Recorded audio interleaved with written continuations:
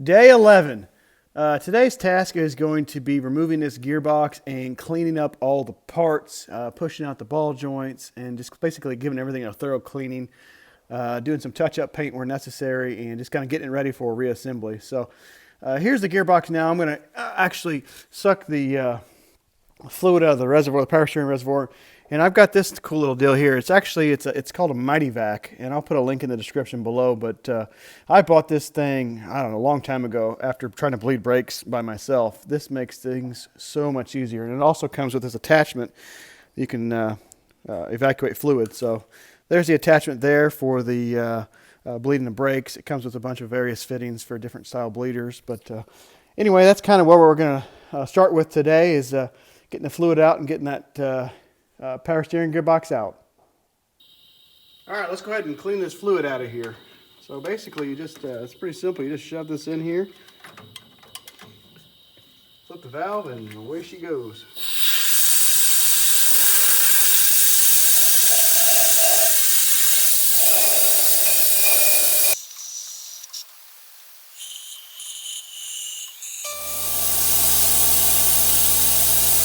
All right, and that's it. All right, here's this pump I was using, the little Mighty Vac. It works pretty good. It's a brake bleeder, but it also will suck fluid, so you can drain your master cylinder. In this case, I use it to drain the power steering reservoir. But it just uses compressed air, and what it does is creates a little vacuum here, and it just sucks it out. It works great. So sure beats trying to bleed brakes all by myself, and draining fluids are a cake. Actually, the original reason I bought this thing was for draining oil, doing oil changes in jet skis. With the dry sump system, well, that and also being inside of a hole, trying to change oil is tough. So I had a hand pump that I used for a while, and then I bought this thing, and this is way easier. I mean, granted, it has a small tank on it, so I'd have to empty it several times, but works pretty good. Works great for bleeding brakes and for draining any fluids. Okay, another week has gone by. It has been painfully slow lately. I have been crazy busy at work, so I have not had any time to get out here and work on the truck. So I want to get some stuff done today. I have got to get stuff painted. I'm going to get these items here painted. This is the drag link and the idler arm bracket. I also want to get my new drop spindles painted, the ones that came with the Ride Tech kit. Just get them primed and painted so we can put everything back together. And then also I am going to get everything underneath here cleaned up on both sides. Get all the road grime, the grease, the grunk, all that stuff out of here. I'm also going to grind down those welds on those booger welds there. Get those all cleaned up. Get everything just ready underneath here so we can start putting parts back in. I am going to most likely remove the power steering pump just to flush out the old fluid so we don't contaminate the new pump or the new gearbox that is. Also want to get the brake lines bled all the way out, so I'm going to evacuate all the lines so we can remove the stock calipers and lines since we're going to put new stuff in. Just generally getting ready to put everything together. I did go ahead and drop off the upper and lower control arms at the powder coater. It ended up being, he quoted me like $50 a side to blast and powder coat them in satin black, so he won. I'd spend more money and time getting them all cleaned up and painted than it is to just have them do it and powder coat it. So it'll be a little bit nicer than what's in the back with the paint and everything like that, but up front with all the rocks kicked up and everything like that, it'll be nice to have a good powder coat on there. So those should be coming back sometime this week. They were a little backed up with the Memorial Day holiday and everything. So, but that's kind of where we're at right now. I'm going to start cleaning up everything under here, getting the brake fluid out, and just kind of getting ready because I am ready to start putting things on. So everything's just been sitting here collecting dust. So time to get to work.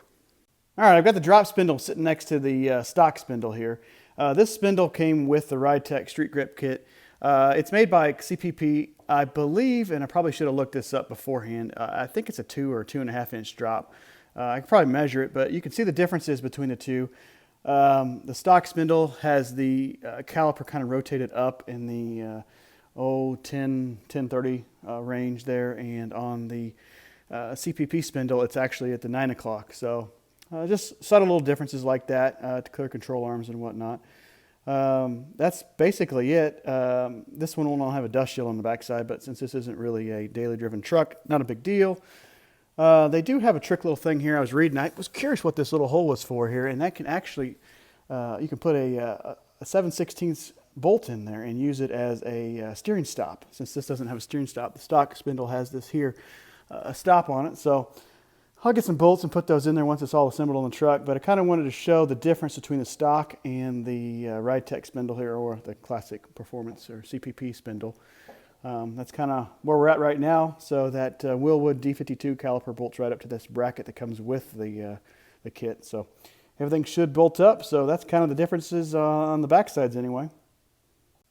So we have made it to the end of day 11. It was a long, dirty day. I ended up cleaning this entire engine front cross member inside and out. I just shot a little bit of paint on it just so it blend in a little bit. It's still shiny because it hasn't cured yet, but it'll flatten out. You won't be able to tell a difference between the existing and what I just painted. So we are ready to go as far as bolting things together. At this point, I'm just waiting for the powder coater. I dropped off the control arms a little over 2 weeks ago, so I'm hoping any day. I called on Friday and they said that they were backed up because of Memorial Day, so hopefully pretty quick, because it'll go together real quick once I get those back. So everything's ready. I've got the gearbox here. I got to go buy some lock nuts, or not lock nuts, lock washers for those grade 8 bolts that hold up to the frame.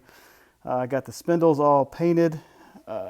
Brackets just kind of mocked up on there for the Willwood calipers. I got the drag link sitting over there. So everything at this point is just ready to go, ready for bolting on. So just the long, tedious process of putting everything together. So same thing over here. Got the idler arm bracket in there. I got to go buy another bolt and get just some standard grade 8 nuts and lock washers for those. I'm not going to use the Nylox up here on the steering, but so everything's bolted back together, cleaned up and ready to go. Just kind of waiting on those parts for the powder coater, the upper and lower control arms, so I can put everything together. So I've got a whole stack of Moog parts over there that's going to go in those control arms, and just kind of ready to put this back together. But right now I'm just kind of held up waiting on powder coater. So that's kind of where we're at today. Again, sorry for the slow update. It's been really slow lately. I took ended up taking about a month break from the truck, so just kind of spend some time with the family. So, but anyway, I appreciate everybody watching. I hope you all like it. Please like and subscribe if you'd like to.